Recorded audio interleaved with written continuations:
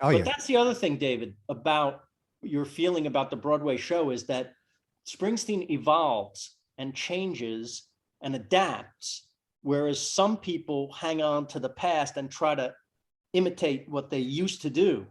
But he is just as great standing in front of you with an acoustic guitar and singing as he was 45 years ago with the band.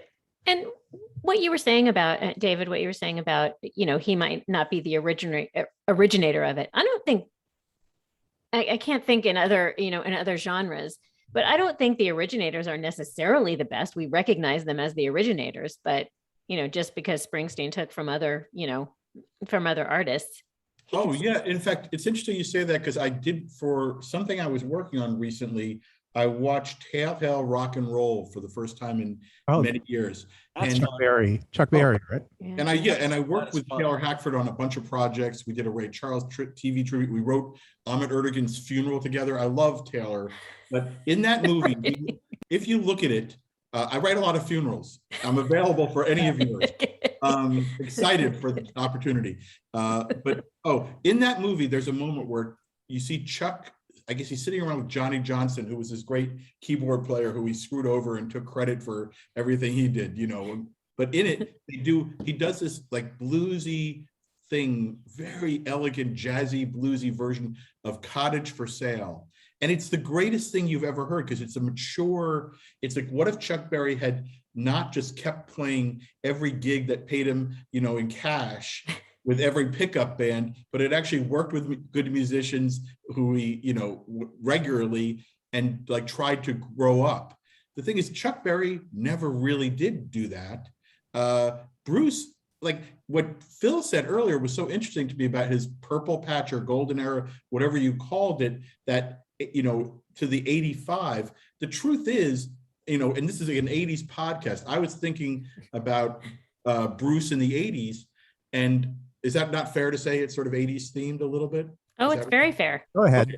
But for the podcast, like I was thinking, my favorite Bruce like starts around Tunnel of Love, which is I guess 89, and like his end of the 80s. And some of my favorite stuff, like right now, I can honestly say I'm really most into his last record, which I'm sure Bruce would appreciate, but like, I think I liked Western Hero much more than Phil, even though I think there is an element of bullshit to it, where like, we both, I think, know somebody who's close to the Bruce world, who said like, listen, I know him, he ain't a fucking cowboy, and there's certain truth to that, but that album, my wife and sons can tell you, I played that record for a year and a half. Beautiful record. It just destroys me, because that's my first memories of music are like, my mom was having troubles.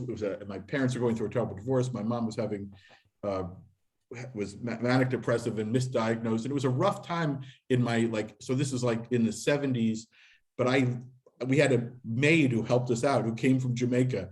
And so I was raised with this maid playing her records, a Black woman from Jamaica who loved Glenn Campbell and Tom Jones on 8-track tape. So my first memories are like listening to Glenn Campbell do Wichita Lineman and sitting like in the living room, hiding out from all the domestic issues in my household. And I love Glenn Campbell as a result. Like that's my grandmother used to say, why don't you do your hair like Glenn Campbell? He has such nice hair.